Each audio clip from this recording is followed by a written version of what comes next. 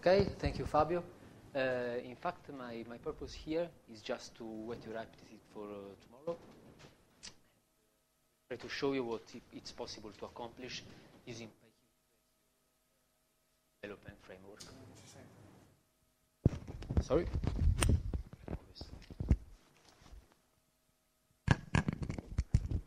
Let's try this one. It's better? Yeah. Great. Okay. So let's start with Qt. Qt is a wonderful piece of software. It's much more than a graphical user interface toolkit, actually. It contains a lot of additional modules, like OpenGL integration, scripting support, networking, database, the popular WebKit browser engine, some multimedia facilities, and of course the very big GUI module that allows you to build graphical user applications. It's great. It's tested a lot, and of course it's a stable piece of software with an excellent documentation, but it exposes a C++ API. So what's wrong about C++? Many things, actually. Everything. For example, it has a compile run workflow, so it's slowing us down when we are developing. It has the dreaded beast of manual memory management, and I'm sure that many of you here developing in C++ has at least once spent lots of time debugging some memory management bug. Okay, not so much testing facilities. And most importantly, it forces you to develop, in my opinion, in the wrong frame of mind. Such like when you try to solve a problem, you spend, at least it happens to me, some more time than it should be needed thinking about how to solve the problem in C++ rather than how to solve the problem itself. And as a step learning curve, I think that you know this comic about how to learn C++ in 21 days, which is like you spend the first 21 days reading books and then you do lots of practice. Like at day 3000, you have to start learning biology, and then you start learning quantum physics to build a flux capacitor, to go back in time to day 21 and then replace your younger self. This is the fastest way to learn yourself C++ in 21 days. I mean, it's a hard language to pick up. So let's compare this with Python, which, as you probably know, has a much more easy learning curve. Actually, I would say that the basics of the language can be learned, like standard library and even some C binding facilities can be learned in like 14 days. Okay, so using Python seems a great idea, and Qt offers us lots of features, so let's see how to mix these two worlds. PyQt actually is a binding that maps every Qt class to a Python class. So it's not a reimplementation of Qt in Python, but it's a thin wrapper over the C++ library.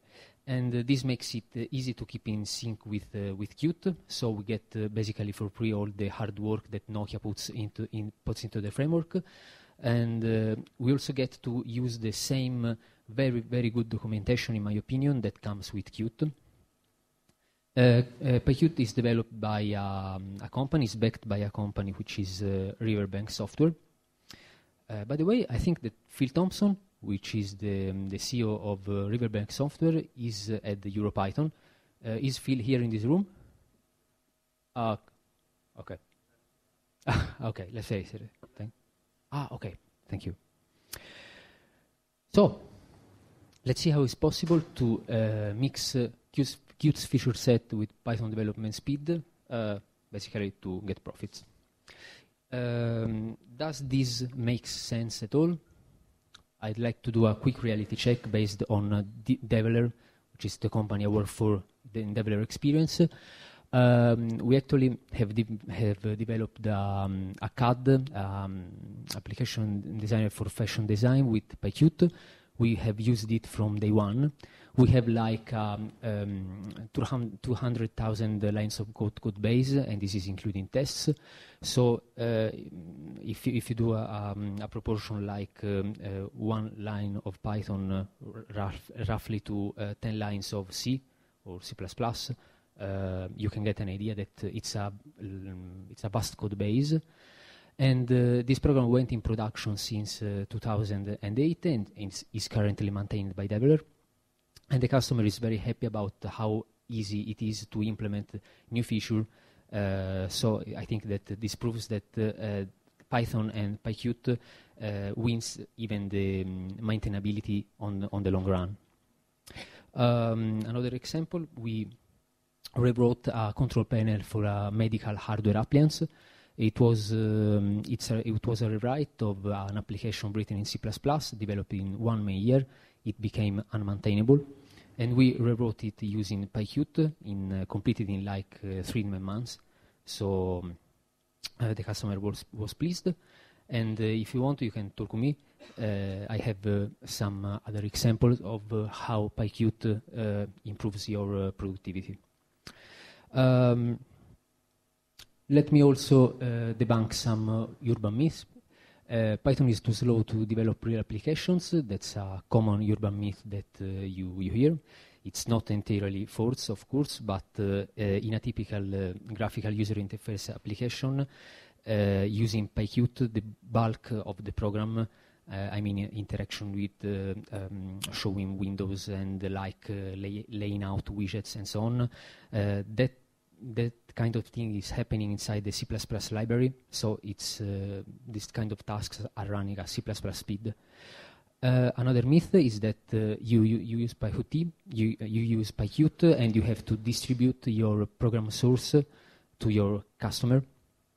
But this is false as well, because it's possible to package your application using some Python packager, for instance, PyInstaller. And then you can use the resulting binary, a single binary with everything inside your program, PyQt, Qt DLLs, everything. You can bundle it into a nice graphical installer, for instance, with INIO setup, and producing like the setup.x on Windows.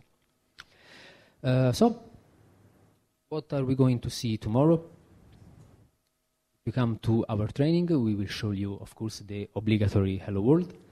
And this is a quick Hello World in Qt.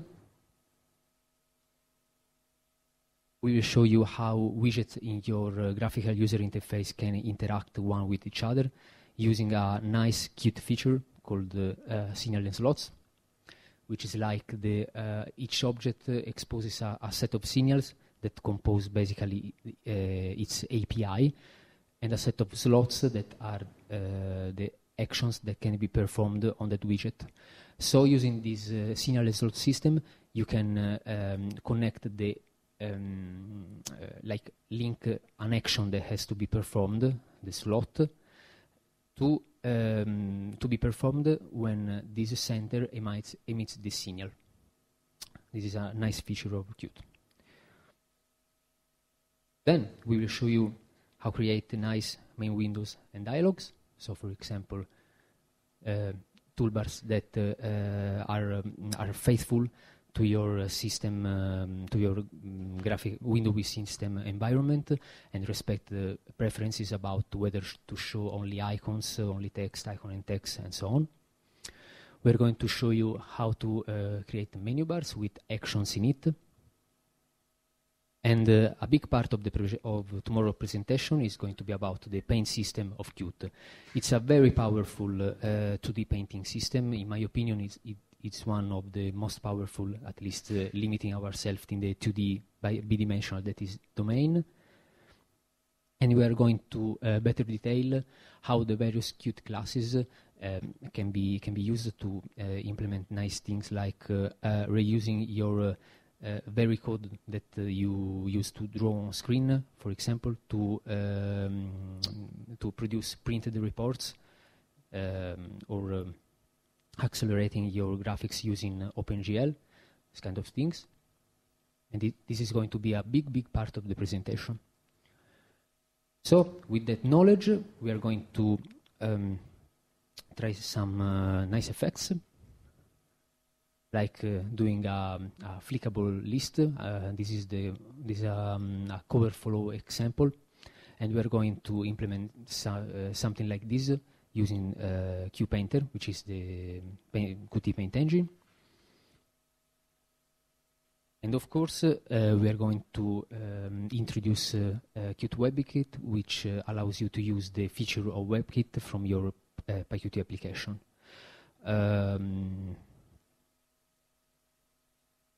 Basically, there is a joke about using Qt WebKit, that you can implement a browser in like 5 lines of code. And this is not quite true, but they are not 5 lines, but there are much less than 100. But not only. Of course, you can use this integration with WebKit also to inspect and extract the content that you read from a web page. You can actually manipulate it. And it's possible, again, to use the Qt printing system to render web page on several devices. So it's not limited to drawing on screen, but for example, you can take screenshot of a website, you can directly send them to your printer, and so on. So this, for example, is a very short, it's a very short function that simply loads a web page and makes a screenshot of it, and makes it available to the color application, so that you can implement things like that one. So for instance, you get previews for free, for example, of your browsing history. Another big topic we are going to discuss tomorrow is Qt OpenGL, and we are going to show you how your graphical application can use the underlying OpenGL implementation of your system. Actually, Qt doesn't re-implement OpenGL, but instead uses the system implementation. It just offers nice feature, like for example, you can create many OpenGL views, like for example, if you want to develop a 3D 3D manipulator, object browser, or so on. And you can share, for example, textures between all of these views. We are going to show you some quick demo built with Qt. This is an object viewer. And at this point, we will briefly discuss also Qt declarative, which exposes to your application all the power of Qt Quick. I don't know if you are up to date with the Qt latest development, but just to summarize, Qt Quick is a new stack of classes and functions that is built over the Qt system, but is specifically engineered to develop sleek user interface, for example, like the one of your iPhone or your mobile phone interface, and it offers you a graphical designer to do this. We are going to show you some quick demos. This is a set-top box interface that we developed in Develer as part of a technology preview. And we are going to briefly discuss how you can start from scratch and build such an interface. Okay.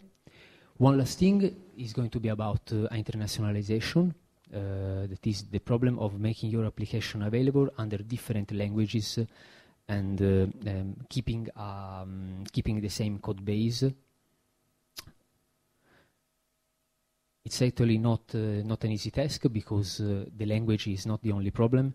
you have to keep track of many things, like in some languages the behavior on line breaks is different than line breaks in English or Italian, and some languages has different writing direction. There are some conventions to be respected, and the task here is to implement an international, localized application without hampering development. That is, without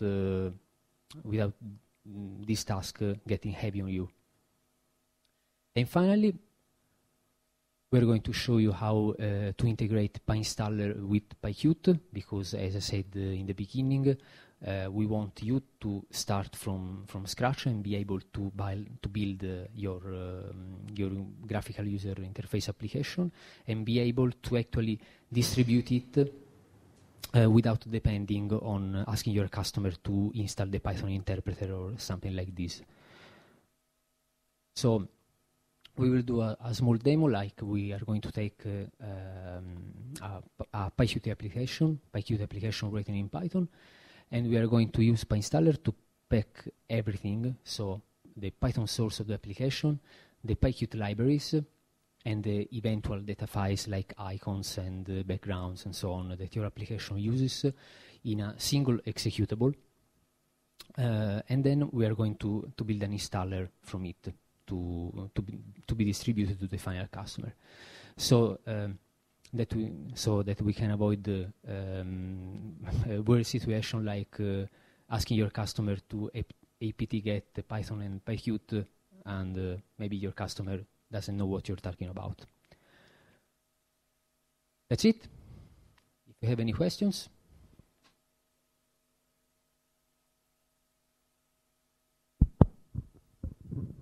So you can't distribute just Python compiled files on .pyc, or you need sources? You absolutely need to distribute the Python sources of your application, or you can just distribute compiled Python files like .pyc? Oh yes, yes. It's also possible to distribute your application using the PyC compiled modules, but actually using PyInstaller you go a step further, because you get to pack all of the stuff, all the PyC modules into a single executable, so it's one file that you move around from one computer and the other, and it still works. On this one, there are also many other options if you want. If you can also pack zip it, or you can ask the installer to unpack it at the beginning of the execution, right? Yes, many things. As a preparation for tomorrow, is there something we need to install? Actually, the only thing that would be better for you to install is just Python and PyQt. So if you use Ubuntu Linux, for example, there is the version that are distributed with Ubuntu are fine, and we are going to need a PyInstaller version, but it's not going to be a problem to download it tomorrow. We'll make, at least we are going to make so.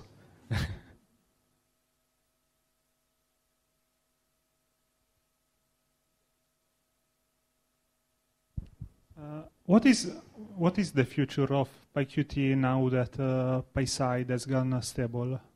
Okay, nice question.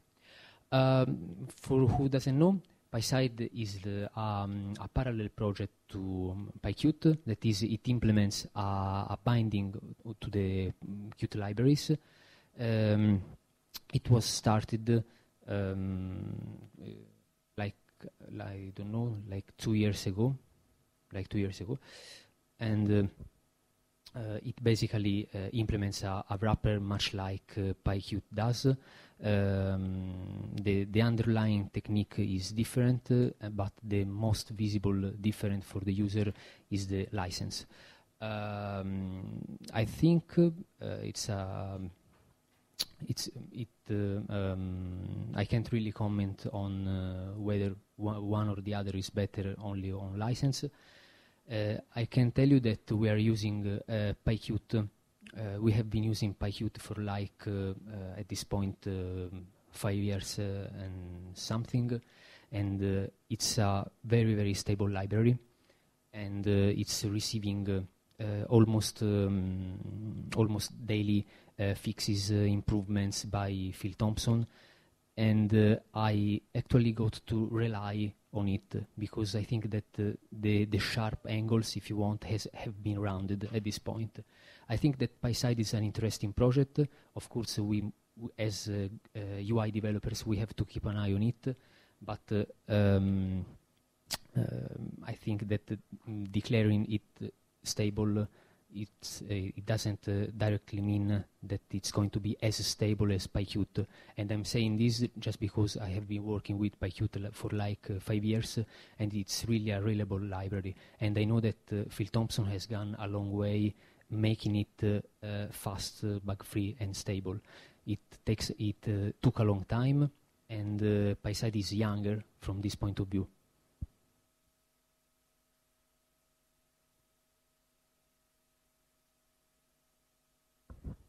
On the official page, it says that Qt Quick is designed for Symbian and MeeGo devices. Since they're both dead, is it still useful? Oh, I think so, because, for example, one of our customers is working in the STB market, and I mean, Qt Quick probably has born to serve the mobile devices area, but is not limited to that area, in fact. Nokia is spending some efforts to actually bring Qt Quick and make it run on popular STB system-on-chip system that power like Blu-ray players and DVD players and multimedia players and so on. So I think it's an interesting technology nevertheless, because if you want to develop a sleek UI, for example, for an automotive system or your multimedia system in your home, and you want to take advantage of your 3D acceleration built in the system on chip, and you don't want to write OpenGL on your own, you're definitely going to benefit of Qt Quick stack. You're right to say that it's not probably going to take over the mobile development market, but its very architecture makes it very good to reach different target than the standard desktop application.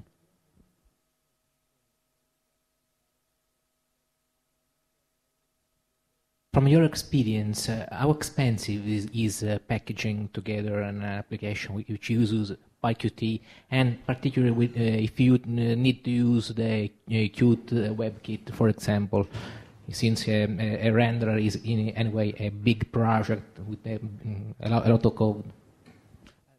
Sorry, it's with a lot of code. WebKit uses a lot of code, so generates a bigger executable. Oh, yes. Yes, that's a factor that has to be kept into account, because actually if you're going to write a Hello World application and you package it all together and you build an installer out of it, it's going to be like 5 megabytes just for a simple window telling you Hello World. So that's a thing that you have to keep into account. Anyway, Qt is modular, so you can build a customized version of PyQt, of both Qt and PyQt, for instance, where if you don't want to use like the multimedia system or the WebKit system, and you just limit yourself to the graphics UI module, you can have only that in your final executable if you want. Let's say anyway, it's like a big library anyway, because it does lots of things, even the graphics core of Qt, I mean the one where widgets are implemented, is large. So yes, for a small application you're paying a big fixed price, a big fixed initial price, but you leverage on it as soon as your application grows. So okay, so I'm afraid we don't have any time more for questions. Thank you. So Thank you, Lorenzo.